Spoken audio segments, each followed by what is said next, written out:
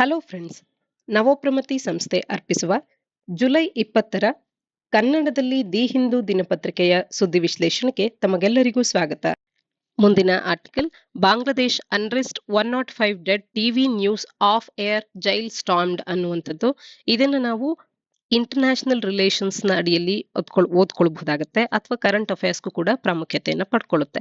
Bangladesh unrest ಅನ್ನುವಂಥದ್ದು ಇವತ್ತು ನಮ್ಗೆ ಕಾಣಸಿಗ್ತಾ ಇದೆ. ಯಾಕೆ ಈ ರೀತಿಯ ಸಮಸ್ಯೆ ಬಾಂಗ್ಲಾದೇಶದಲ್ಲಿ ಆಗ್ತಿದೆ ಅಂತ ಅಂದ್ರೆ, ಆಂಟಿ ಕೋಟಾ ಪ್ರೊಟೆಸ್ಟ್ಗಳು ಅನ್ನುವಂಥದ್ದು ಬಾಂಗ್ಲಾದೇಶದಲ್ಲಿ ಜರುಗ್ತಾ ಇರ್ತಕ್ಕಂಥದ್ದು.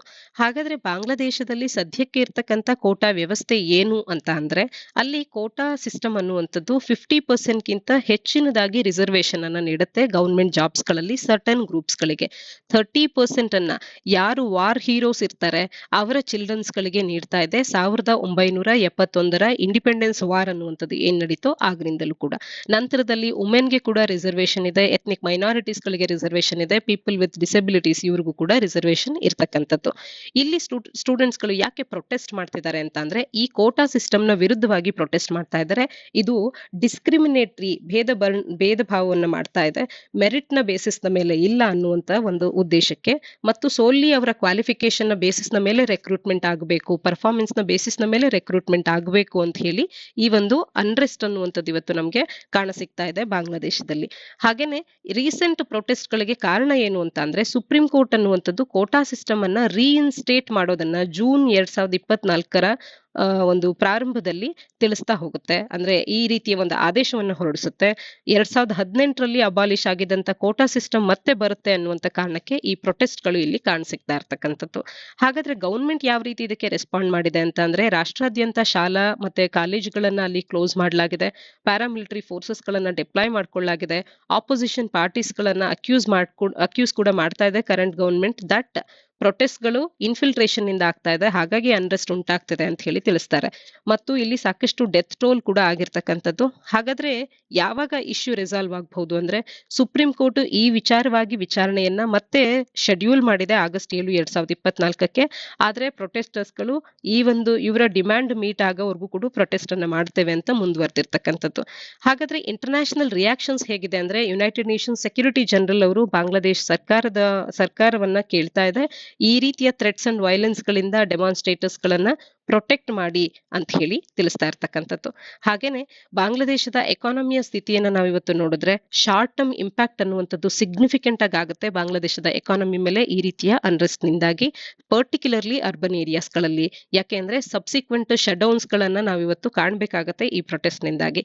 ಮತ್ತು ಬ್ರಾಡರ್ ಇಂಪ್ಲಿಕೇಶನ್ಸ್ ಏನು ಅಂತ ಅಂದ್ರೆ, ಅಫರ್ಮೇಟಿವ್ ಆಕ್ಷನ್ ಪಾಲಿಸೀಸ್ ಗಳನ್ನ ಮೆರಿಟ್ ಬೇಸ್ಡ್ ಆಪರ್ಚುನಿಟೀಸ್ ಗಳೊಟ್ಟಿಗೆ ತಗೊಳ್ಳೋದಕ್ಕೆ ಒಂದು ಬ್ಯಾಲೆನ್ಸ್ ಅನ್ನ ಮಾಡೋದ್ರಲ್ಲಿ ಸಾಕಷ್ಟು ಚಾಲೆಂಜಸ್ ಗಳನ್ನ ಫೇಸ್ ಮಾಡಬೇಕಾಗುತ್ತೆ. ಸೋಶಿಯೋ ಎಕನಾಮಿಕ್ ಟೆನ್ಷನ್ಸ್ ಗಳು ಡೀಪರ್ ಆಗೋದನ್ನ ನಾವಿಲ್ಲಿ ಕಾಣಬೇಕಾಗುತ್ತೆ. ಬಾಂಗ್ಲಾದೇಶದ ಇಂಡಿಪೆಂಡೆನ್ಸ್ ನಲ್ಲೂ ಭಾರತದ ಪಾತ್ರ ಅನ್ನುವಂಥದ್ದು ಸಾಕಷ್ಟಿದೆ. ಹಾಗೆ ಭಾರತ ಮತ್ತು ಬಾಂಗ್ಲಾದ ನಡುವಿನ ಟ್ರೇಡ್ ಟೈಸ್ ಅನ್ನುವಂಥದ್ದು ಕೂಡ ಸ್ಟ್ರಾಂಗ್ ಆಗಿದೆ. ಈ ಎಲ್ಲದರ ಹಿನ್ನೆಲೆಯಲ್ಲಿ ಅಲ್ಲಿ ಆಗುವಂತ ಅನ್ರೆಸ್ಟ್ ಭಾರತದ ಮೇಲೂ ಕೂಡ ಪರಿಣಾಮ ಬೀರೋದ್ರಿಂದ ನಮಗೆ ಇದು ಪರೀಕ್ಷೆಗೆ ಪೂರಕವಾದಂತ ಒಂದು ವಿಚಾರ ಆಗಿರುತ್ತೆ. ಮುಂದಿನ editorial, the promise of parametric insurance ಅನ್ನುವಂಥದ್ದು. ಸಾಮಾನ್ಯ ಅಧ್ಯಯನ ಪತ್ರಿಕೆ 3ರ ಅಡಿಯಲ್ಲಿ ಡಿಸಾಸ್ಟರ್ ಮ್ಯಾನೇಜ್ಮೆಂಟ್ ಅನ್ನುವಂಥ ಪಠ್ಯಕ್ರಮದ ಅಡಿಯಲ್ಲಿ ಓದ್ಕೊಳ್ಬಹುದಾಗುತ್ತೆ. ಎನ್ವಿರಾನ್ಮೆಂಟ್ ಅಂಡ್ ಬಯೋಡೈವರ್ಸಿಟಿ ಅಡಿಯಲ್ಲಿ ಕೂಡ ಪ್ರಾಮುಖ್ಯತೆ ಪಡ್ಕೊಳ್ಳುತ್ತೆ. 2023ರಲ್ಲಿ ನೈಸರ್ಗಿಕ ವಿಕೋಪಗಳಿಂದ ಆಗಿರ್ತಕ್ಕಂಥ ಲಾಸ್ ಅನ್ನು ನಾವು ನೋಡಿದಾಗ ಸುಮಾರು $280 ಬಿಲಿಯನ್ ಗಳಷ್ಟು ನಷ್ಟ ಆಗಿದೆ.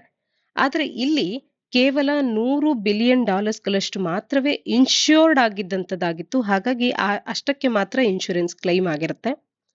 ಹಾಗಾಗಿ ಇಲ್ಲಿ ಏನ್ ಮಾಡ್ತಿದ್ದಾರೆ ಅಂದ್ರೆ, ಈ ಎಡಿಟೋರಿಯಲ್ ಮಾತನಾಡಿರುವಂತ ಮುಖ್ಯವಾದ ಪ್ರಾಮುಖ್ಯತೆ ಏನು ಅಂದ್ರೆ, ಇನೋವೇಟಿವ್ ಆದಂತ ಇನ್ಶೂರೆನ್ಸ್ ಸೊಲ್ಯೂಷನ್ಸ್ ಗಳನ್ನ ತರುವಂತ ಅವಶ್ಯಕತೆ ಇದೆ ಎಕ್ಸ್ಟ್ರೀಮ್ ವೆದರ್ ಇವೆಂಟ್ಸ್ ಗಳಾಗ್ತಾ ಇರುವಂತ ಹಿನ್ನೆಲೆಯಲ್ಲಿ ಅಂತ ಹೇಳಿ ಹೇಳ್ತಾ ಹೋಗ್ತಾರೆ. ಹಾಗೇನೆ ಡಿಸಾಸ್ಟರ್ ರಿಸ್ಕ್ ರಿಡಕ್ಷನ್ಗೆ ಮೆಥಡ್ಸ್ ಗಳನ್ನ ತಿಳಿಸ್ತಾ ಹೋಗ್ತಾರೆ. ಇಂಡೆಮ್ನಿಟಿ ಬೇಸ್ಡ್ ಇನ್ಶೂರೆನ್ಸ್ ಪ್ರಾಡಕ್ಟ್ಸ್ ಅಂತ ಹೇಳಿ, ಇಂಡೆಮ್ನಿಟಿ ಬೇಸ್ಡ್ ಇನ್ಶೂರೆನ್ಸ್ ಪ್ರಾಡಕ್ಟ್ಸ್ ಅನ್ನುವಂಥವಕ್ಕೆ ಫಿಸಿಕಲ್ ಅಸೆಸ್ಮೆಂಟ್ ಆಫ್ ಡ್ಯಾಮೇಜ್ ಅನ್ನುವಂಥದ್ರ ಅವಶ್ಯಕತೆ ಇದೆ. ಡಿಸಾಸ್ಟರ್ ಆದ ನಂತರದಲ್ಲಿ ಪೇ ಔಟ್ ಅಮೌಂಟ್ ಅನ್ನ ಡಿಟರ್ಮೈನ್ ಮಾಡೋದಕ್ಕೆ ಒಂದು ಫಿಸಿಕಲ್ ಅಸೆಸ್ಮೆಂಟ್ ನಡಿಬೇಕು. ಉದಾಹರಣೆಗೆ ಹೆಲ್ತ್ ಇನ್ಶೂರೆನ್ಸ್ ಆಗ್ಬಹುದು, ಮೋಟಾರ್ ಇನ್ಶೂರೆನ್ಸ್ ಆಗ್ಬಹುದು, ಟ್ರಾವೆಲ್ ಇನ್ಶೂರೆನ್ಸ್ ಕೂಡ ಆಗ್ಬಹುದು. ಇಲ್ಲಿ ಇರ್ತಕ್ಕಂಥ ಚಾಲೆಂಜಸ್ ಏನು ಅಂತ ಅಂದ್ರೆ, ವೆರಿಫಿಕೇಶನ್ ನಲ್ಲಿ ಆಗ್ತಾ ಇರ್ತಕ್ಕಂಥ ಇಶ್ಯೂಸ್ಗಳು, ಲಾರ್ಜ್ ಸ್ಕೇಲ್ ಕೆಲಾಮಿಟೀಸ್ ಗಳಾದಂತ strike, especially economically disadvantaged areas ಗಳಲ್ಲಿ ಸಾಕಷ್ಟು ಕಷ್ಟ ಆಗುತ್ತೆ ಲಾಸಸ್ ಗಳನ್ನ ವೆರಿಫೈ ಮಾಡುವಂಥದ್ದು. ಯಾಕೆಂತಂದ್ರೆ ಅಲ್ಲಿ ರೆಕಾರ್ಡ್ಸ್ಗಳ ಕೊರತೆ, ಲ್ಯಾಕ್ ಆಫ್ ರೆಕಾರ್ಡ್ಸ್ ಇರುತ್ತೆ, ವೈಡ್ ಸ್ಪ್ರೆಡ್ ಆಗಿ ಡಿಸ್ಟ್ರಕ್ಷನ್ ಅನ್ನುವಂಥದ್ದು ಆಗಿರುತ್ತೆ. ಇನ್ನ ಪೇಔಟ್ಸ್ ಗಳಲ್ಲಿ ಆಗ್ತಾ ಇರ್ತಕ್ಕಂಥ ಡಿಲೇ ಇಲ್ಲಿರ್ತಕ್ಕಂಥ ಮತ್ತೊಂದು ಸಮಸ್ಯೆ ಆಗುತ್ತೆ. ಫಿಸಿಕಲ್ ಅಸೆಸ್ಮೆಂಟ್ ಅನ್ನುವಂಥದ್ದು ಡಿಲೇಯನ್ನ ಉಂಟು ಮಾಡ್ತಾ ಇದೆ. ಫಿನಾನ್ಷಿಯಲ್ ಅಸಿಸ್ಟೆನ್ಸ್ ಅನ್ನುವಂಥದ್ದು ಅಫೆಕ್ಟೆಡ್ ಇಂಡಿವಿಜುವಲ್ಸ್ ಗಳಿಗೆ ಅಥವಾ ಕಮ್ಯುನಿಟೀಸ್ ಗಳಿಗೆ ದೊರಕೋದು ತಡ ಆಗ್ತಾ ಇದೆ. ಇನ್ನ ಇನ್ಶೂರೆನ್ಸ್ ಗ್ಯಾಪ್ ಕೂಡ ನಮ್ಮಲ್ಲಿ ಸಾಕಷ್ಟು ಇರ್ತಕ್ಕಂಥದ್ದು. ಇನ್ಶೂರೆನ್ಸ್ ಕವರೇಜ್ ಅನ್ನುವಂಥದ್ದು ಡೆವಲಪ್ಡ್ ಮತ್ತು ಡೆವಲಪಿಂಗ್ ಕಂಟ್ರೀಸ್ ಅಂತ ಬಂದಾಗ, ಡೆವಲಪಿಂಗ್ ಕಂಟ್ರೀಸ್ ಅಥವಾ ಅಂಡರ್ ಡೆವಲಪ್ ಕಂಟ್ರೀಸ್ಗಳಲ್ಲಿ ಸಾಕಷ್ಟು ಪಾಪ್ಯುಲೇಷನ್ಸ್ಗಳು ವಲ್ನರಬಲ್ ಇದ್ದು ಕೂಡ ಅಡಿಕ್ವೇಟ್ ಪ್ರೊಟೆಕ್ಷನ್ ಅನ್ನು ಅವರು ಪಡ್ಕೊಳ್ಳೋದಕ್ಕೆ ಸಾಧ್ಯ ಆಗ್ತಿಲ್ಲ. ಇನ್ಶೂರೆನ್ಸ್ ಗ್ಯಾಪ್ ಅನ್ನು ನಾವು ಕಾಣಬಹುದಾಗುತ್ತೆ. ಹಾಗಾದ್ರೆ ಚೇಂಜಿಂಗ್ ಕೋರ್ಸ್ ಮತ್ತು ಅಸೋಸಿಯೇಟೆಡ್ ಇರ್ತಕ್ಕಂಥ ಲಿಮಿಟೇಷನ್ಸ್ಗಳು ಏನು ಅಂತ ಅಂದ್ರೆ, ಪೇಮೆಂಟ್ಸ್ ಅನ್ನುವಂಥವು ಪ್ರೀ ಡಿಫೈನ್ಡ್ ಪ್ಯಾರಾಮೀಟರ್ಸ್ಗಳಲ್ಲಿ, ವೆದರ್ ಇವೆಂಟ್ಸ್ಗಳಾದಾಗ ಪ್ರೀ ಡಿಫೈನ್ಡ್ ಪ್ಯಾರಾಮೀಟರ್ಸ್ಗಳ ಬೇಸಿಸ್ನ ಆಧಾರದ ಮೇಲೆ ಇರಬೇಕು, ಆ ಪೇಮೆಂಟ್ಸ್ ಆಗಬೇಕು ಅನ್ನುವಂಥದ್ದನ್ನು ತಿಳಿಸ್ತಾ ಇದ್ದಾರೆ. ಉದಾಹರಣೆಗೆ 100 ಮಿಲಿಮೀಟರ್ಗಳಷ್ಟು ಒಂದು ದಿನಕ್ಕೆ 100 ಮಿಲಿಮೀಟರ್ಗೂ ಹೆಚ್ಚಿನ ಮಳೆ ಆದಾಗ, ಆ ರೀತಿ 2 ದಿನದಲ್ಲಿ ಕಾನ್ಸಿಕ್ಯೂಟಿವ್ ಆಗಿ ಮಳೆ ಆದಾಗ, ಸ್ಪೆಸಿಫಿಕ್ ಫ್ಲಡ್ ಲೆವೆಲ್ಸ್ಗಳು ಇದ್ದಾಗ ಅಥವಾ ವಿಂಡ್ ಸ್ಪೀಡ್ ಇಷ್ಟಿದ್ದಾಗ, ಈ ರೀತಿಯ ಪ್ಯಾರಾಮೀಟರ್ಸ್ ಗಳನ್ನ ಡಿಫೈನ್ ಮಾಡಿದಾಗ ಫಿಸಿಕಲ್ ಅಸೆಸ್ಮೆಂಟ್ ಅನ್ನ ಮಾಡದೆ, ಲಾಸ್ ಏನಾಗಿದೆ ಅಂತ ಹೇಳಿ ಫಿಸಿಕಲ್ ಅಸೆಸ್ಮೆಂಟ್ ಅನ್ನ ಮಾಡೋದಕ್ಕೆ ಅಂತ ಹೇಳಿ ಸಮಯಾವಕಾಶವನ್ನ ತಗೊಳ್ಳದೆ, ಫಿಸಿಕಲ್ ಅಸೆಸ್ಮೆಂಟ್ ಅನ್ನ ತಗೊಳ್ಳದೆ ಕ್ವಿಕ್ ಆಗಿ ಇಲ್ಲಿ ಫಂಡ್ಸ್ ಅನ್ನುವಂಥದ್ದು, ಇನ್ಶೂರೆನ್ಸ್ ಕ್ಲೈಮ್ಸ್ ಅನ್ನುವಂಥದ್ದು ಡಿಸ್ಪರ್ಸ್ ಆಗುತ್ತೆ ಅನ್ನುವಂಥದ್ದು ಒಂದು ಸೊಲ್ಯೂಷನ್ ಆಗಿ ನಮಗೆ ಕಾಣಬಹುದಾಗುತ್ತೆ. ಹಾಗಾಗಿ ಪ್ಯಾರಾಮೆಟ್ರಿಕ್ ಇನ್ಶೂರೆನ್ಸಿನ ವೆದರ್ ಈವೆಂಟ್ಸ್ ಗಳಿಗೆ ಮುಂಚಿತವಾಗಿಯೇ ಈ ರೀತಿ ಆದ್ರೆ ನಾವು ಇಂಥ ಒಂದು ಕ್ಲೈಮ್ ಅನ್ನ ನಿಮ್ಗೆ ನೀಡ್ತೇವೆ ಅನ್ನುವಂತ ಪ್ಯಾರಾಮೀಟರ್ಸ್ ಗಳನ್ನ ಪ್ರೀ ಡಿಫೈನ್ ಮಾಡುವ ಅವಶ್ಯಕತೆ ಇದೆ ಅಂತ ಮಾತನಾಡ್ತಿದ್ದಾರೆ. ಉದಾಹರಣೆಗೆ ಐಲ್ಯಾಂಡ್ ಕಂಟ್ರೀಸ್ಗಳು ಸಾಕಷ್ಟು ಡಿಸಾಸ್ಟರ್ ಪ್ರೋನ್ ಆಗಿರ್ತವೆ.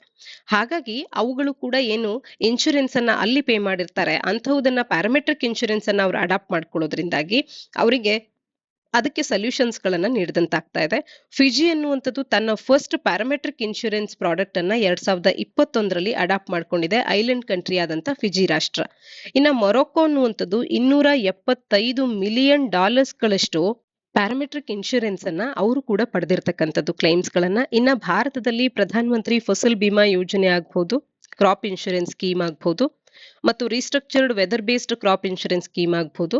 ಇವು ಕೂಡ ಒಂದಷ್ಟು ಉದಾಹರಣೆಗಳಾಗ್ತವೆ. ಇಲ್ಲಿ ಕೂಡ ಕೆಲವಷ್ಟು ಲಿಮಿಟೇಷನ್ಸ್ ಗಳು ಅಸೋಸಿಯೇಟ್ ಆಗುತ್ತೆ. ಅದೇನು ಅಂತ ಅಂದ್ರೆ, ಕರೆಂಟ್ ಫೋಕಸ್ ಯಾವ್ದಕ್ಕೆ ನೀಡಬೇಕು ಅಂದ್ರೆ, ಪ್ರೈಮರಿಲಿ ಇವು low frequency high impact disasters ಗಳಾದಂತ ಅರ್ತ್ ಕ್ವೇಕ್ಸ್ ಆಗ್ಬಹುದು, ಸೈಕ್ಲೋನ್ಸ್ ಆಗ್ಬಹುದು, ಹರಿಕೇನ್ಸ್ ಆಗ್ಬಹುದು, ಇಂಥ ಸಮಸ್ಯೆಗಳಾದಾಗ ಅವರು ಪೂರ್ತಿ ದಾಖಲೆಗಳು ನಾಶ ಆಗಿರುತ್ತೆ ಮತ್ತು ಅವರಿಗೆ ತಕ್ಷಣಕ್ಕೆ ಅವರಿಗೆ ಕ್ವಿಕ್ಕರ್ ಆದಂತ ರೆಸ್ಪಾನ್ಸ್ ಇನ್ಶೂರೆನ್ಸ್ ಕ್ಲೈಮ್ಸ್ ಇನ ಅವಶ್ಯಕತೆ ಇರುತ್ತೆ. ಅಂಥ ಸಂದರ್ಭದಲ್ಲಿ ಫಿಸಿಕಲ್ ಅಸೆಸ್ಮೆಂಟ್ ನ ಬದಲಾಗಿ ಪ್ಯಾರಾಮೀಟರ್ಸ್ ಗಳು ಇದ್ದಾಗ ಸಾಕಷ್ಟು ಉಪಯೋಗಕಾರಿ ಆಗುತ್ತೆ ಅನ್ನುವಂಥದ್ದು. ಡೇಟಾ ಅಂಡ್ ಇನ್ಫ್ರಾಸ್ಟ್ರಕ್ಚರ್ ರಿಕ್ವೈರ್ಮೆಂಟ್ಸ್ ಗಳು ನಮ್ಮಲ್ಲಿ ಸಾಕಷ್ಟಿದೆ, ಅದು ನಮಗೆ ಕೊರತೆ ಇರುವಂತದ್ದು ಇಲ್ಲಿ ಒಂದು ಲಿಮಿಟೇಷನ್ ಆಗುತ್ತೆ. ಮತ್ತು ಅಫೋರ್ಡಬಿಲಿಟಿ ಅಂಡ್ ಆಕ್ಸೆಸಿಬಿಲಿಟಿ ಇಶ್ಯೂಸ್ ಗಳು ಕೂಡ ನಮ್ಮಲ್ಲಿ ಇರ್ತಕ್ಕಂಥದ್ದು. ಪ್ರೀಮಿಯಮ್ಸ್ ಗಳು ಸಾಕಷ್ಟು ಹೈ ಇರೋದ್ರಿಂದಾಗಿ ಇನ್ಶೂರೆನ್ಸಿನ ಕಟ್ಟೋದಕ್ಕೆ ಕೂಡ ಹಿಂದೆ ಸರಿತಾರೆ ಜನಗಳು. ಎಕನಾಮಿಕಲಿ ಡಿಸ್ಅಡ್ವಾಂಟೇಜ್ಡ್ ಕಮ್ಯುನಿಟೀಸ್ಗಳು ಅವರು ಹೆಚ್ಚು ವಲ್ನರಬಲ್ ಆಗಿರ್ತಾರೆ. ಒಂದು ವೇಳೆ ಯಾವುದೇ ಸಮಸ್ಯೆಗಳಾದಾಗ, ಡಿಸಾಸ್ಟರ್ಸ್ ಗಳಾದಾಗ ಅವರಿಗೆ ಹೆಚ್ಚು ಸಮಸ್ಯೆ ಆಗುತ್ತೆ.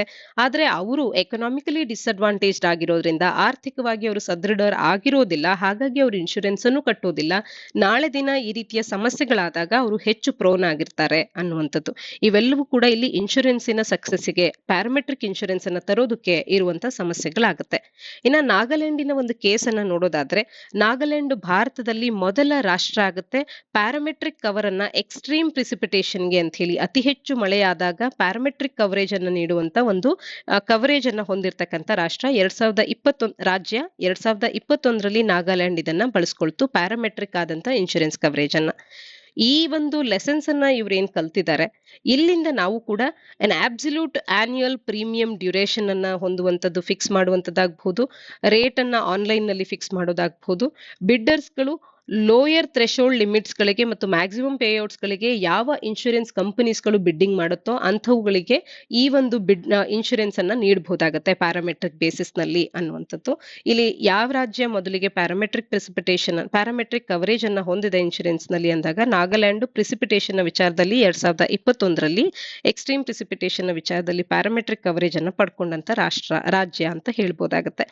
ಹಾಗಾದ್ರೆ ಇದೆಲ್ಲದರ ಒಂದು ಎಫೆಕ್ಟಿವ್ನೆಸ್ಗೆ ಏನೆಲ್ಲ ಮಾಡಬಹುದು ಅಂತ ಅಂದ್ರೆ, ಪ್ರಿಸೈಸ್ ಆದಂತ ಅಂದ್ರೆ ಸರಿಯಾಗಿ ಎಷ್ಟರ ಮಟ್ಟಿಗೆ ನಾವು ಸರಿ ಅನ್ಸುತ್ತೋ ಅಷ್ಟು ಸರಿಯಾಗಿ ಹೇಳಬಹುದಾದಂತ ಒಂದು ಥ್ರೆಶೋಲ್ಡ್ ಲಿಮಿಟ್ ಗಳನ್ನ ಹಾಕಿ ಈ ಲಿಮಿಟ್ ಅನ್ನ ಮೀರಿದ್ರೆ ಇವರು ಇನ್ಶೂರೆನ್ಸ್ ಕವರೇಜ್ಗೆ ಒಳಗಾಗ್ತಾರೆ ಅನ್ನುವಂಥದ್ದನ್ನ ತಿಳಿಸುವಂತ ಒಂದು ರೋಬೋಸ್ಟ್ ಆದಂತ ಮಾನಿಟರಿಂಗ್ ವ್ಯವಸ್ಥೆಯನ್ನ ಕೂಡ ತರಬೇಕು.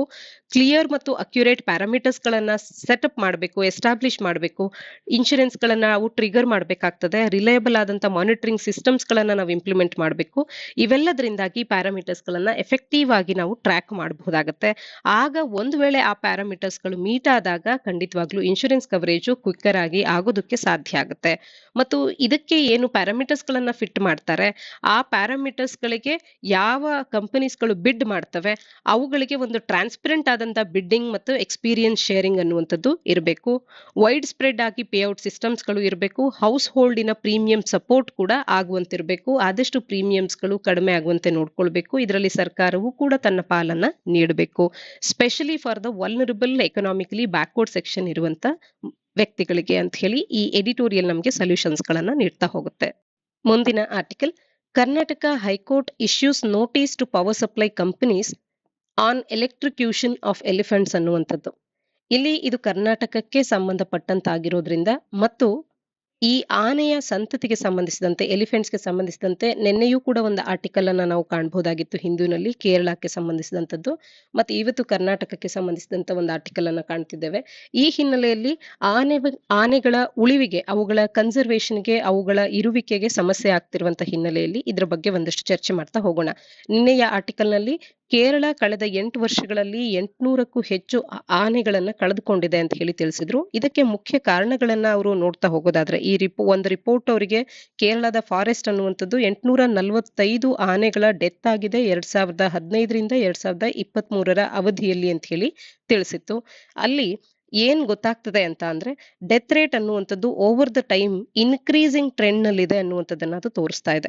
ಈ ಫೈಂಡಿಂಗ್ಸ್ ಏನ್ ರಿಪೋರ್ಟ್ ಅಲ್ಲಿ ಇದೆ, ಇದು ಎಲಿಫೆಂಟ್ ಪಾಪ್ಯುಲೇಷನ್ ಎಸ್ಟಿಮೇಷನ್ ಬಗ್ಗೆ ಮಾಡಿರ್ತಕ್ಕಂಥ ಒಂದು ರಿಪೋರ್ಟ್ ಅಲ್ಲಿ ಇವ್ರಿಗೆ ಗೊತ್ತಾಗಿರ್ತಕ್ಕಂಥದ್ದು. 4 ಎಲಿಫೆಂಟ್ ರಿಸರ್ವ್ಸ್ ಗಳಲ್ಲಿ ಈ ರೀತಿ ಸಮಸ್ಯೆಗಳಾಗಿದೆ, ಅಂದ್ರೆ 8 ವರ್ಷದಲ್ಲಿ ಇಷ್ಟು ಸಾವಾಗಿದೆ ಅನ್ನುವಂಥದ್ದು ಗೊತ್ತಾಗಿರ್ತಕ್ಕಂಥದ್ದು. ಎಲಿಫೆಂಟ್ಸ್ ಗಳ ಪಾಪ್ಯುಲೇಷನ್ ಮತ್ತು ಎಲಿಫೆಂಟ್ಸ್ ಗಳ ಕುರಿತಾದಂತಹ ಸರ್ವೆ ಅಥವಾ ರಿಪೋರ್ಟ್ ಅನ್ನುವಂಥದ್ದು ಹೊರಬಿದ್ದಿದ್ದು, ಅದರಲ್ಲಿ ಇವರಿಗೆ ಈ ವಿಚಾರಗಳು ಗೊತ್ತಾಗ್ತಾ ಇದೆ. ಮುಖ್ಯವಾಗಿ 10 ವರ್ಷದ ಒಳಗಿರ್ತಕ್ಕಂಥ ಎಲಿಫೆಂಟ್ಸ್ ಗಳ ಸಾವಿನ ಸಂಖ್ಯೆ ಮತ್ತಷ್ಟು ಹೆಚ್ಚಾಗಿದೆ ಅಂತ ಕೂಡ ಇಲ್ಲಿ ತಿಳಿಸ್ತಾರೆ. ಕಾರಣ ಏನು ಅಂತ ಕೂಡ ತಿಳಿಸ್ತಾ ಹೋಗ್ತಾರೆ. EEHV HID HD ಅಂತ ಹೇಳಿ ಗುರುತಿಸ್ಕೊಳ್ಳುವಂತ ಎಂಡೋಥೆಲಿಯೋಟ್ರೋಪಿಕ್ ಹರ್ಪಸ್ ವೈರಸ್ ಹಿಮೋರಾಗಿಕ್ ಡಿಸೀಸ್ ಅನ್ನುವಂತ ಈ ಡಿಸೀಸ್ ಅನ್ನುವಂಥದ್ದು ಕಾವ್ಸ್ ಗಳಲ್ಲಿ ಹೆಚ್ಚು ಕಾಣೋ ಸಿಗುವುದರಿಂದ ಅದರಿಂದ ಕೂಡ ಸಾವಿಗೆ ಉಂಟಾಗ್ತಾ ಇರ್ತಕ್ಕಂಥದ್ದನ್ನ ಇಲ್ಲಿ ತಿಳಿಸ್ತಾ ಹೋಗ್ತಾರೆ. ಈ ಡಾಕ್ಯುಮೆಂಟ್ ಅಬ್ಸರ್ವ್ ಮಾಡೋ ಪ್ರಕಾರವಾಗಿ ಎಲಿಫೆಂಟ್ಸ್ ಗಳಿಗೆ ಸಾಕಷ್ಟು ರೀತಿಯ ಥ್ರೆಡ್ಸ್ ಗಳು ಇರ್ತಕ್ಕಂಥದ್ದು. ವಲ್ನರಬಿಲಿಟಿ ಯಾಕಿದೆ ಅಂತ ಅಂದ್ರೆ, ಅವರ ಹ್ಯಾಬಿಟ್ಯಾಟ್ಸ್ ಅನ್ನುವಂಥದ್ದು ಶ್ರಿಂಕ್ ಆಗ್ತಾ ಇದೆ. ಅಂದ್ರೆ ಅವುಗಳಿಗೆ ಇರುವಂತ ಜಾಗ ಏನು, ವಾಸ ಮಾಡ್ಲಿಕ್ಕೆ ಇರುವಂತ ವಾಸಸ್ಥಳ ಅನ್ನುವಂಥದ್ದು ಕಾಡು ನಾಶ ಡಿಫಾರೆಸ್ಟೇಷನ್ ಆಗ್ತಿರೋದ್ರಿಂದ ಮತ್ತು ಸಾಕಷ್ಟು ಕನ್ಸ್ಟ್ರಕ್ಷನ್ ವರ್ಕ್ಸ್ ಗೆ ರೋಡ್ ಕ್ರಿಯೇಷನ್ಸ್ ಅಂತ ಹೇಳಿ ಈ ಒಂದು ಅರಣ್ಯ ಪ್ರದೇಶವನ್ನ ಬಳಸ್ಕೊಳ್ಳುವಂಥದ್ದು, ಇವುಗಳ ರಿಸರ್ವ್ಸ್ ಗಳ ಒಂದು ಏರಿಯಾವನ್ನ ಬೇರೆ ಕಾರ್ಯಗಳಿಗೆ ಎಡೆ ಮಾಡಿ ಕೊಡ್ತಾ ಇರೋದ್ರಿಂದಾಗಿ ಇಲ್ಲಿ ಹ್ಯಾಬಿಟ್ಯಾಟ್ ಶ್ರಿಂಕ್ ಆಗ್ತಿರುವಂತದ್ದು ಮುಖ್ಯ ಕಾರಣ ಆಗುತ್ತೆ. ರೈಸಿಂಗ್ ಫ್ರಾಗ್ಮೆಂಟೇಶನ್ ಅನ್ನುವಂಥದ್ದು ಕೂಡ ಇವತ್ತು ಕ್ಲೈಮೇಟ್ ಚೇಂಜ್ ನಿಂದ ಇನ್ನಷ್ಟು ಹೆಚ್ಚಾಗ್ತಾ ಇದೆ. ಇವೆಲ್ಲವೂ ಕೂಡ ಈ ಪಾಪ್ಯುಲೇಷನ್ ಸೈಜಸ್ ಗೆ ಮತ್ತೆ ಇದರ ಸೆನ್ಸಿಟಿವಿಟಿಗೆ ಮತ್ತು ಹೈ ಟೆಂಪರೇಚರ್ಸ್ ಗಳಿಗೆ, ಕಾಂಪಿಟೇಷನ್ ಇನ್ವೇಸಿವ್ ಪ್ಲಾಂಟ್ ಸ್ಪೀಸೀಸ್ ಗಳಿಂದ ಇರುವಂತದ್ದು ಇವರ ಫುಡ್ ಸೋರ್ಸಸ್ ಅನ್ನ ಕೂಡ ಡಿಸ್ಟರ್ಬ್ ಮಾಡ್ತಾ ಇರ್ತಕ್ಕಂಥದ್ದಾಗಿರ್ಬಹುದು ಮತ್ತು ಡಿಸೀಸಸ್ ಗಳಿಗೆ ಹೈಟಂಡ್ ಸೆನ್ಸಿಟಿವಿಟಿ ಆಗಬಹುದು. ಈ ಎಲ್ಲ ಕಾರಣದಿಂದ ಇವುಗಳ ಸಂಖ್ಯೆಯಲ್ಲಿ ಕಡಿಮೆ ಆಗ್ತಾ ಇರೋದನ್ನ ಕಾಣಬಹುದಾಗಿದೆ. ಅಂದ್ರೆ 800ಕ್ಕೂ ಹೆಚ್ಚು ಎಲಿಫೆಂಟ್ಸ್ ಗಳು ಕಳೆದ 8 ವರ್ಷಗಳಲ್ಲಿ ಕೇರಳದಲ್ಲಿ ಸಾವಾಗಿರುವಂತದನ್ನ ಕಾಣಬಹುದು. ಈಗ ಕರ್ನಾಟಕ ಹೈಕೋರ್ಟ್ ಅನ್ನುವಂಥದ್ದು ಎಲೆಕ್ಟ್ರಿಕ್ಯೂಷನ್ ಆಫ್ ಎಲಿಫೆಂಟ್ಸ್ ಗಳ ವಿಚಾರದಲ್ಲಿ ಹೈಕೋರ್ಟ್ ಅನ್ನುವಂಥದ್ದು ಪವರ್ ಸಪ್ಲೈ ಕಂಪನೀಸ್ ಗಳಿಗೆ ನೋಟಿಸ್ ಅನ್ನ ಇಶ್ಯೂ ಮಾಡಿದೆ. ಏನಿದು ಅಂತ ಅಂದ್ರೆ, ಪವರ್ ಟ್ರಾನ್ಸ್ಮಿಷನ್ ಕಾರ್ಪೊರೇಷನ್ ಲಿಮಿಟೆಡ್ ಅಂತ KPTCL ಕರ್ನಾಟಕದ ಏನಿದೆ, ಇಲ್ಲಿಗೆ ಮತ್ತು ವೇರಿಯಸ್ ಎಲೆಕ್ಟ್ರಿಸಿಟಿ ಸಪ್ಲೈ ಕಂಪನೀಸ್ ಗಳು ಎಸ್ಕಾಮ್ಸ್ ಗಳೇನಿವೆ ಇವುಗಳಿಗೆ ಸ್ಟೇಟ್ ಫಾರೆಸ್ಟ್ ಡಿಪಾರ್ಟ್ಮೆಂಟ್ ಅನ್ನುವಂಥದ್ದು ಪಾಯಿಂಟ್ ಔಟ್ ಮಾಡಿದೆ. ಎಲೆಕ್ಟ್ರಿಕಲ್ ವೈರ್ಸ್ ಅನ್ನುವಂಥದ್ದು ಫಾರೆಸ್ಟ್ ಅಲ್ಲಿ ಮತ್ತು ಇಲ್ಲಿಗಲ್ ಎಲೆಕ್ಟ್ರಿಕಲ್ ಫೆನ್ಸಿಂಗ್ ಅನ್ನುವಂಥದ್ದು ಪ್ರೈವೇಟ್ ಲ್ಯಾಂಡ್ ಓನರ್ಸ್ ಗಳಿಂದ ಪುಟಪ್ ಆಗ್ತಾ ಇರೋದ್ರಿಂದ ಅವುಗಳಿಗೆ ಅಕಸ್ಮಾತ್ ಆಗಿ ತಗುಲಿದಂತ ಸಂದರ್ಭದಲ್ಲಿ ಅಥವಾ ಆ ಎಲೆಕ್ಟ್ರಿಕ್ ವೈರ್ಸ್ ಗಳ ಒಂದು ನೇರವಾಗಿ ಆ ಕಾಂಟ್ಯಾಕ್ಟ್‌ಗೆ ಬಂದಂತ ಸಂದರ್ಭದಲ್ಲಿ ಈ ಆನೆಗಳ ಸಾವು ಉಂಟಾಗ್ತಾ ಇರೋದ್ರಿಂದಾಗಿ ಇದು ಈಗ ಸುದ್ದಿಯಲ್ಲಿ ಇರ್ತಕ್ಕಂಥದ್ದು. ಹಾಗಾಗಿ ಇಲ್ಲಿ ಏನ್ ತಿಳಿಸ್ತಿದೆ ಕರ್ನಾಟಕ ಹೈಕೋರ್ಟು, ಈ ಎಲೆಕ್ಟ್ರೋಕ್ಯೂಷನ್ ಆಫ್ ಎಲಿಫೆಂಟ್ಸ್‌ಗಳ ವಿಚಾರದಲ್ಲಿ ನೋಟಿಸ್ ಅನ್ನ ಇಶ್ಯೂ ಮಾಡಿದೆ ಪವರ್ ಸಪ್ಲೈ ಕಂಪನೀಸ್‌ಗಳಿಗೆ ಅನ್ನುವಂಥದ್ದು ಗೊತ್ತಿರಬೇಕಾಗತ್ತೆ. ಇದರ ಹಿನ್ನೆಲೆಯಲ್ಲಿ ನಾವು ಎಲಿಫೆಂಟ್ಸ್‌ಗಳ ಬಗ್ಗೆ ಮತ್ತಷ್ಟು ಮಾಹಿತಿಯನ್ನ UPSC ಪರೀಕ್ಷೆಯ ಪೂರಕವಾಗಿ ನಾವು ತಿಳ್ಕೊಳ್ಳೋದಾದ್ರೆ, ವರ್ಲ್ಡ್ ಎಲಿಫೆಂಟ್ ಡೇ ಅನ್ನ ಕೂಡ ನಾವು ಆಚರಿಸುವಂತದ್ದು ಉಂಟು. ವರ್ಲ್ಡ್ ಎಲಿಫೆಂಟ್ ಡೇ ಅನ್ನ ಯಾವತ್ತು ಆಚರಿಸ್ತೇವೆ ಅಂದ್ರೆ, ಜಾಗತಿಕವಾಗಿ ಆಗಸ್ಟ್ 12ರಂದು ಪ್ರತಿ ವರ್ಷ ವರ್ಲ್ಡ್ ಎಲಿಫೆಂಟ್ ಡೇ ಅನ್ನ ಕೂಡ ನಾವು ಆಚರಿಸ್ತೇವೆ. ಈ ಕ್ಯಾಂಪೇನ್ ವರ್ಲ್ಡ್ ಎಲಿಫೆಂಟ್ ಡೇ ಅನ್ನುವಂಥದ್ದು 2012ರಲ್ಲಿ ಇನಿಶಿಯೇಟ್ ಆದಂತದ್ದು. ಯಾತಕ್ಕೆ ಅಂತ ಅಂದ್ರೆ, ಆಫ್ರಿಕನ್ ಮತ್ತು ಏಷ್ಯನ್ ಎಲಿಫೆಂಟ್ಸ್ ಗಳನ್ನ ಡಿಸ್ಟರ್ಬಿಂಗ್ ಸಿಚುಯೇಷನ್ಸ್ ಗಳಲ್ಲಿ ಇರುವಂತ ಇವುಗಳ ಒಂದು ಸ್ಥಿತಿಗತಿಯ ಬಗ್ಗೆ ಒಂದು ಅವೇರ್ನೆಸ್ ಅನ್ನ ಉಂಟು ಮಾಡೋದಕ್ಕೆ ಅಂತ ಹೇಳಿ ಈ ಒಂದು ಕ್ಯಾಂಪೇನ್ ಅನ್ನುವಂಥದ್ದು ಶುರುವಾಯ್ತು. ಎಲಿಫೆಂಟ್ಸ್ ಗಳನ್ನ ಭಾರತದಲ್ಲಿ natural heritage animal of India ಅಂತ ಕೂಡ ನಾವು ಗುರುತಿಸ್ತೇವೆ ಮತ್ತು ಇವುಗಳನ್ನ ಕೀಟೋನ್ ಸ್ಪೀಸೀಸ್ ಅಂತ ಕೂಡ ಗುರುತಿಸಲಾಗುತ್ತೆ. ಕೀಸ್ಟೋನ್ ಸ್ಪೀಸೀಸ್ ಅಂದ್ರೆ ಏನು ಅಂತ ಅಂದ್ರೆ, ಅವು ಒಂದು ಕ್ರಿಟಿಕಲ್ ರೋಲ್ ಅನ್ನ ಪ್ಲೇ ಮಾಡ್ತವೆ ಒಂದು ಬ್ಯಾಲೆನ್ಸ್ ಮತ್ತು ಹೆಲ್ತ್ ಅನ್ನ ಫಾರೆಸ್ಟ್ ಎಕೋಸಿಸ್ಟಮ್ಸ್ ಗಳಲ್ಲಿ ಮೇಂಟೈನ್ ಮಾಡೋದಕ್ಕೆ. ಅವುಗಳ ಒಂದು ಎಕ್ಸೆಪ್ಷನಲ್ ಇಂಟೆಲಿಜೆನ್ಸ್ ಗಾಗಿ ಫೇಮಸ್ ಆಗಿದಾವೆ ಮತ್ತು ಲಾರ್ಜೆಸ್ಟ್ ಬ್ರೈನ್ ಸೈಜ್ ಅನ್ನ ಅವು ಯಾವುದೇ ಲ್ಯಾಂಡ್ ಅನಿಮಲ್ಸ್ ಗಳಲ್ಲಿ ನೋಡಿದಾಗ ಲಾರ್ಜೆಸ್ಟ್ ಬ್ರೈನ್ ಸೈಜ್ ಯಾವ್ದಕ್ಕಿದೆ ಅಂತ ಅಂದ್ರೆ ಎಲಿಫೆಂಟ್ಸ್ ಗಳಿಗೆ ಇರುತ್ತೆ. ಎಕೋಸಿಸ್ಟಮ್ ನಲ್ಲಿ ಅವುಗಳ ಸಿಗ್ನಿಫಿಕೆನ್ಸ್ ಏನು ಅಂತ ಅಂದ್ರೆ, ಇಂಪಾರ್ಟೆಂಟ್ ಗ್ರೇಸರ್ಸ್ ಅಂಡ್ ಬ್ರೌಸರ್ಸ್ ಆಗಿ ಇವು ಕಾರ್ಯ ಮಾಡ್ತವೆ. ವ್ಯಾಸ್ಟ್ ಅಮೌಂಟ್ಸ್ ಆಫ್ ವೆಜಿಟೇಷನ್ ಅನ್ನ ಎವ್ರಿ ಡೇ ಅವು ಖಾಲಿ ಮಾಡೋದ್ರಿಂದ ಸೀಡ್ಸ್ ಅನ್ನ ಎಲ್ಲ ಕಡೆಯೂ ಕೂಡ ಅವು ಸ್ಪ್ರೆಡ್ ಮಾಡೋದಕ್ಕೂ ಕೂಡ ಕಾರ್ಯ ಮಾಡ್ತಾ ಹೋಗ್ತವೆ ಮತ್ತು thick vegetation of Asian landscape ಅನ್ನ ಶೇಪ್ ಮಾಡೋದ್ರಲ್ಲೂ ಕೂಡ ಇವು ಕಾರ್ಯ ಮಾಡುವಂತದನ್ನ ಕಾಣಬಹುದು. ಭಾರತದಲ್ಲಿ ನಾವು ಯಾವ ರೀತಿಯ ಎಲಿಫೆಂಟ್ಸ್ ಅನ್ನ ಕಾಣ್ತೇವೆ ಅಂದಾಗ ಏಷ್ಯನ್ ಎಲಿಫೆಂಟ್ಸ್ ಅನ್ನ ಕಾಣ್ತೇವೆ. ಏಷ್ಯನ್ ಅಂಡ್ ಆಫ್ರಿಕನ್ ಎಲಿಫೆಂಟ್ಸ್ ಗಳಿಗೆ ತನ್ನದೇ ಆದಂತ ವಿಭಿನ್ನತೆಗಳಿರೋದನ್ನ ಕೂಡ ನಾವು ತಿಳ್ಕೊಳ್ಬೇಕಾಗತ್ತೆ. 2017ರಲ್ಲಿ ನಡೆಸಿದಂತ ಸೆನ್ಸಸ್ ಅನ್ನುವಂಥದ್ದು ಪ್ರಾಜೆಕ್ಟ್ ಎಲಿಫೆಂಟ್ ನ ಅಡಿಯಲ್ಲಿ ಏನ್ ನಡೀತು, ಇದರ ಪ್ರಕಾರ ಭಾರತದಲ್ಲಿ 29,964 ಎಲಿಫೆಂಟ್ಸ್ ಗಳು ಇರುವಂತದ್ದು. ಹಾಗಾದ್ರೆ ಹೈಯೆಸ್ಟ್ ಎಲಿಫೆಂಟ್ಸ್ ಎಲ್ಲಿದೆ ಅನ್ನುವಂತ ಪ್ರಶ್ನೆಗೆ ತಪ್ಪದೆ ನೀವು ಕಮೆಂಟ್ ಸೆಕ್ಷನ್ ಅಲ್ಲಿ ಉತ್ತರವನ್ನ ನೀಡಿ. ಯಾವ ರಾಜ್ಯದಲ್ಲಿ ಅತಿ ಹೆಚ್ಚು ಆನೆಗಳ ಸಂಖ್ಯೆಯನ್ನ ನಾವು ಹೊಂದಿದ್ದೇವೆ ಅನ್ನುವಂಥದ್ದು. ಒಟ್ಟಾರೆ ಎಲಿಫೆಂಟ್ ಸಂಖ್ಯೆಯಲ್ಲಿ ಜಾಗತಿಕವಾಗಿ ನಾವು ಕಂಡಾಗ 60% ಎಲಿಫೆಂಟ್ಸ್ ಅನ್ನ ನಾವು ಭಾರತದಲ್ಲೇ ಕಾಣ್ತೇವೆ ಅನ್ನುವಂಥದ್ದು. 2 ಮತ್ತು 3ನೇ ಸ್ಥಾನದಲ್ಲಿ ಇರ್ತಕ್ಕಂಥ ರಾಜ್ಯಗಳು ಅಸ್ಸಾಂ ಮತ್ತು ಕೇರಳ ಆಗುತ್ತೆ. ಆದ್ರೆ ಮೊದಲ ಸ್ಥಾನದಲ್ಲಿ ಇರ್ತಕ್ಕಂಥ ರಾಜ್ಯ ಯಾವುದು ಅನ್ನೋದನ್ನ ತಪ್ಪದೆ ನೀವು ಕಮೆಂಟ್ ಸೆಕ್ಷನ್ ಅಲ್ಲಿ ತಿಳಿಸ್ಬೇಕಾಗ್ತದೆ. ಇನ್ನ ಎಲಿಫೆಂಟಿನ ಕನ್ಸರ್ವೇಷನ್ ಸ್ಟೇಟಸ್ ನ ಬಗ್ಗೆ ನೋಡೋದಾದ್ರೆ, ಇದು IUCN ರೆಡ್ ಲಿಸ್ಟ್ ನ ಅಡಿಯಲ್ಲಿ ಥ್ರೆಟನ್ಡ್ ಸ್ಪೀಸೀಸ್ ಅನ್ನುವಂತ ಒಂದು ಸ್ಥಾನವನ್ನ ಪಡ್ಕೊಂಡಿರ್ತಕ್ಕಂಥದ್ದು. ಆಫ್ರಿಕನ್ ಫಾರೆಸ್ಟ್ ಎಲಿಫೆಂಟ್ ಅನ್ನ ಕ್ರಿಟಿಕಲಿ ಎಂಡೇಂಜರ್ಡ್ ಅಂತ ಹೇಳಿ ಕರೀತಿದ್ದಾರೆ. ಆಫ್ರಿಕನ್ ಸವನ್ನಾ ಎಲಿಫೆಂಟ್ ಎಂಡೇಂಜರ್ಡ್ ಅನ್ನುವಂತ ಸ್ಥಾನದಲ್ಲಿದೆ. ಏಷ್ಯನ್ ಎಲಿಫೆಂಟ್ ಎಂಡೇಂಜರ್ಡ್ ಅನ್ನುವಂತ ಸ್ಥಾನದಲ್ಲಿದೆ. ಏಷ್ಯನ್ ಎಲಿಫೆಂಟ್ ಅನ್ನ ಏನ್ ನಾವು ಭಾರತದಲ್ಲಿ ಕಾಣ್ತೇವೆ ಅದು ಎಂಡೇಂಜರ್ಡ್ ಅನ್ನುವಂತ ಒಂದು ಸ್ಥಾನಮಾನವನ್ನ ಪಡ್ಕೊಂಡಿದೆ. ಇನ್ನ CMS convention of the migratory species ಅನ್ನುವಂತ ಒಂದು CMS ನ ಅಡಿಯಲ್ಲಿ ಅಪೆಂಡಿಕ್ಸ್ 2 ನ ಅಡಿಯಲ್ಲಿ ಆಫ್ರಿಕನ್ ಫಾರೆಸ್ಟ್ ಎಲಿಫೆಂಟ್ ಇದ್ರೆ, ಏಷ್ಯನ್ ಎಲಿಫೆಂಟ್ ಅಪೆಂಡಿಕ್ಸ್ 1 ನ ಅಡಿಯಲ್ಲಿ ಇರ್ತಕ್ಕಂಥದ್ದು. ಇನ್ನ ಸೈಟ್ಸ್ ನ ಅಡಿಯಲ್ಲಿ ಅಪೆಂಡಿಕ್ಸ್ 1 ನ ಅಡಿಯಲ್ಲಿ ನಾವು ಏಷ್ಯನ್ ಎಲಿಫೆಂಟ್ ಅನ್ನ ಕಾಣಬಹುದು. ಇನ್ನು ಆಫ್ರಿಕನ್ ಸವನ್ನಾ ಎಲಿಫೆಂಟ್ ಅಪೆಂಡಿಕ್ಸ್ 2 ನ ಅಡಿಯಲ್ಲಿ ಇರ್ತಕ್ಕಂಥದ್ದು. ಈ ರೀತಿ ಎಲಿಫೆಂಟ್ಸ್ ಅನ್ನ ಕನ್ಸರ್ವ್ ಮಾಡ್ಲಿಕ್ಕೆ ಭಾರತ ಏನೆಲ್ಲ ಮಾಡಿದೆ ಅಂತ ಅಂದ್ರೆ, ಎಲಿಫೆಂಟ್ ಹ್ಯೂಮನ್ ಕಾನ್ಫ್ಲಿಕ್ಟ್ ಅನ್ನ ಅಡ್ರೆಸ್ ಮಾಡ್ಲಿಕ್ಕೆ ಅಂತ ಹೇಳಿ 40 ಎಲಿಫೆಂಟ್ ಕಾರಿಡಾರ್ಸ್ ಗಳನ್ನ ಎಸ್ಟಾಬ್ಲಿಷ್ ಮಾಡಿದೆ. ಎಲಿಫೆಂಟ್ ಹ್ಯೂಮನ್ ಕಾರಿಡಾರ್ ಅಂತ ಅಂದ್ರೆ, ಈಗ ಒಂದು ವೇಳೆ ಎಲಿಫೆಂಟ್ಸ್ ಇರುವಂತ ಒಂದು ಸ್ಥಳ ಏನಿದೆ ಅಥವಾ ಅವುಗಳ ರಿಸರ್ವ್ಸ್ ಆಗಿರ್ಬಹುದು, ಅವುಗಳ ಸುತ್ತಮುತ್ತಲಿನಲ್ಲಿ ಸಾಕಷ್ಟು ಹತ್ತಿರದಲ್ಲಿ ಹೊಲವನ್ನ ಉಳುಮೆ ಮಾಡುವಂತದ್ದು, ಆ ಹೊಲದ ಅವುಗಳ ಹ್ಯಾಬಿಟೇಟಿನ ಅವುಗಳಿಗೆ ಒಂದು ಗುರಿ ಅನ್ನುವಂಥದ್ದು ಇರೋದಿಲ್ಲ. ಅಂದ್ರೆ ಇದೇ ನನ್ನ ಬೌಂಡ್ರಿ, ಅದನ್ನ ದಾಟಿ ಹೊರ ಬರಬಾರದು ಅನ್ನುವಂಥದ್ದು ಇರೋದಿಲ್ಲ. ಅಥವಾ ಒಂದು ವೇಳೆ ಫಾರೆಸ್ಟ್ ನಲ್ಲಿ ಅದಕ್ಕೆ ಫುಡ್ ಸಿಕ್ಕಿಲ್ಲ ಅಂತ ಅಂದ್ರೆ, ಅಥವಾ ಫಾರೆಸ್ಟ್ ಅನ್ನ ಹೆಚ್ಚು ಹೆಚ್ಚು ಆಕ್ಯುಪೈ ಮಾಡ್ಕೊಳ್ಳೋ ಕಾರಣದಿಂದ ಅವು ಹೊರ ಬರೋದಕ್ಕೆ ಒಂದು ರೀತಿ ಪ್ರಯತ್ನ ಮಾಡಿದಾಗ ಏನಾಗುತ್ತೆ, ತಕ್ಷಣದಲ್ಲೇ ಇರ್ತಕ್ಕಂಥ ಆ ಲ್ಯಾಂಡ್ ನಲ್ಲಿ ಇರ್ತಕ್ಕಂಥ ಬೆಳೆಗಳು ನಾಶ ಆಗ್ಬಹುದು. ಈ ಬೆಳೆ ನಾಶ ಆಗ್ತಿದೆ ಅನ್ನುವಂತ ಉದ್ದೇಶಕ್ಕೆ ಇಲ್ಲಿರುವಂತ ರೈತರು ಈ ಎಲಿಫೆಂಟ್ಸ್ ನ ಮೇಲೆ ಕೂಡ ದಾಳಿಯನ್ನ ಮಾಡಬಹುದು. ಈ ಹಿನ್ನೆಲೆಯಲ್ಲಿ ಅಂದ್ರೆ ಅವುಗಳಿಗೆ ತೊಂದರೆ ಮಾಡುವಂತದ್ದು, ಅವುಗಳ ಸಾವು ಕೂಡ ಕಾರಣ ಆಗುವಂತದ್ದು, ಈ ರೀತಿ ಎಲಿಫೆಂಟ್ ಹ್ಯೂಮನ್ ಕಾನ್ಫ್ಲಿಕ್ಟ್ ಗಳು ಸಾಕಷ್ಟು ಆಗ್ತಾ ಇದೆ ಅನ್ನುವಂತ ಕಾರಣಕ್ಕೆ 40 ಎಲಿಫೆಂಟ್ ಕಾರಿಡಾರ್ಸ್ ಗಳನ್ನ ಎಸ್ಟಾಬ್ಲಿಷ್ ಮಾಡಿದೆ ಭಾರತ ಸರ್ಕಾರ. ಇನ್ನ 88 ವೈಲ್ಡ್ ಲೈಫ್ ಕ್ರಾಸಿಂಗ್ಸ್ ಅನ್ನ ಕೂಡ ಇಂಟ್ರೊಡ್ಯೂಸ್ ಮಾಡಿದೆ ಕಾನ್ಫ್ಲಿಕ್ಟ್ಸ್ ಅನ್ನ ರೆಡ್ಯೂಸ್ ಮಾಡುವಂತ ಉದ್ದೇಶಕ್ಕೆ. ಹಾಗೆ ಬಫರ್ ಝೋನ್ಸ್ ಗಳನ್ನ ಪ್ರೊಟೆಕ್ಟೆಡ್ ಏರಿಯಾಸ್ ನ ಸುತ್ತಮುತ್ತಲಿನಲ್ಲಿ 17,000 ಸ್ಕ್ವೇರ್ ಕಿಲೋಮೀಟರ್ಸ್ ಗಳಷ್ಟು ಹೆಚ್ಚು ಮಾಡಿರ್ತಕ್ಕಂಥದ್ದು ಹೌದು. 1992ರಲ್ಲಿ ಪ್ರಾಜೆಕ್ಟ್ ಎಲಿಫೆಂಟ್ ಅನ್ನ ಕೂಡ ಲಾಂಚ್ ಮಾಡಿ 23 ರಾಜ್ಯಗಳನ್ನ ಅದರ ಅಡಿಯಲ್ಲಿ ಕವರ್ ಕೂಡ ಮಾಡಲಾಗಿದೆ. ಹಾಗೆ ಸ್ಟೇಟಸ್ ಆಫ್ ವೈಲ್ಡ್ ಎಲಿಫೆಂಟ್ಸ್ ಅನ್ನ ಇಂಪ್ರೂವ್ ಕೂಡ ಮಾಡಲಾಗಿದೆ. ಪಾಪ್ಯುಲೇಷನ್ ಅನ್ನೋದು 1992ರಲ್ಲಿ 25,000 ಇದ್ದಂಥದ್ದು 30,000ದ ಸಮೀಪಕ್ಕೆ ಬಂದಿದೆ 2021ರಲ್ಲಿ ಅಂತ ಹೇಳ್ಬಹುದು. ಇನ್ನ ಎಲಿಫೆಂಟ್ ರಿಸರ್ವ್ಸ್ ಗಳು ಎಷ್ಟೆಲ್ಲ ಇದಾವೆ ಭಾರತದಲ್ಲಿ ಅಂದ್ರೆ 33 ಎಲಿಫೆಂಟ್ ರಿಸರ್ವ್ಸ್ ಗಳನ್ನ ಕಾಣಬಹುದಾಗುತ್ತೆ. 80,777 ಸ್ಕ್ವೇರ್ ಕಿಲೋಮೀಟರ್ಸ್ ಗಳಷ್ಟು ಏರಿಯಾವನ್ನ ಕವರ್ ಮಾಡ್ಕೊಳ್ಳುತ್ತೆ. ಇಲ್ಲಿ ನಾವು ಎಲಿಫೆಂಟ್ ರಿಸರ್ವ್ಸ್ ಅನ್ನ ಇಂಡಿಯಾದಲ್ಲಿ ಇರುವಂತದನ್ನ ಕಾಣಬಹುದಾಗುತ್ತೆ. ಕಮ್ಯುನಿಟಿ ಪಾರ್ಟಿಸಿಪೇಷನ್ ಮತ್ತು ಎಂಪವರ್ಮೆಂಟ್ ನ ಕಡೆ ಕೂಡ ಗಮನವನ್ನ ಹರಿಸ್ತಾ ಇದ್ದಾರೆ. ಗಜ ಯಾತ್ರಾ ಪ್ರೋಗ್ರಾಮ್, ಗಜ ಶಿಲ್ಪಿ ಇನಿಷಿಯೇಟಿವ್ ಅನ್ನುವಂತ ಇನಿಷಿಯೇಟಿವ್ಸ್ ನ ಮುಖಾಂತರ ಇಲ್ಲಿ ಅವೇರ್ನೆಸ್ ಅನ್ನ ಪೀಪಲ್ಸ್ ಗಳಿಗೆ ಉಂಟು ಮಾಡ್ತಾ ಇರ್ತಕ್ಕಂಥದ್ದು. ಮತ್ತು ಗಜ ಗೌರವ್ ಅವಾರ್ಡ್ಸ್ ಅಂತ ಕೂಡ ಕೊಡ್ತಾ ಇದ್ದಾರೆ. ಎಕ್ಸಾಂಪ್ಲರಿ ಎಫರ್ಟ್ಸ್ ಗಳನ್ನ ಹಾಕಿದಂತ ಇಂಡಿವಿಜುವಲ್ಸ್ ಗಳಿಗೆ ಮತ್ತು ಆರ್ಗನೈಸೇಷನ್ಸ್ ಗಳಿಗೆ, ಯಾರೆಲ್ಲ ಈ ಎಲಿಫೆಂಟ್ ಕನ್ಸರ್ವೇಷನ್ ನಲ್ಲಿ ಹೆಚ್ಚು ಕಾರ್ಯವನ್ನ ಮಾಡ್ತಿದ್ದಾರೆ ಅಂಥವರಿಗೆ.